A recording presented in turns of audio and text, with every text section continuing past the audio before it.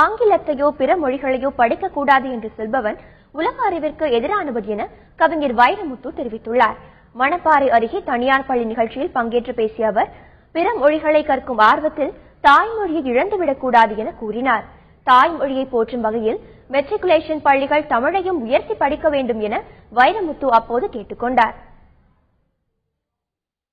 பிறமொழி என்பது கண்ணில் அணிந்து கொள்கிற கண்ணாடி போன்றது. தாய்மொழி என்பது அந்த கண்ணாடிக்கே வழிகாட்டுகிற கண் போன்றது. கண்ணாடிகளை நீங்கள் மாற்றிக்கொள்ளலாம் தோழர்களே. கண் இருந்தால் தானே கண்ணாடியை மாற்ற முடியும். விழிப்பார்வை என்ற ஒளிப்பார்வை இருந்தால் தானே மாற்ற முடியும். எனவே ஆங்கில மெட்ரிகுலேஷன் பள்ளிகள் நாட்டில் பெருகுகிற பொழுது தமிழையும் அவர் உயர்த்தி பிடிக்க வேண்டுமே என்ற ஆதங்கம், என்ற ஒரு மெல்லிய சோகம், பயம் கூட எங்கள் நெஞ்சில் இருக்கிறது.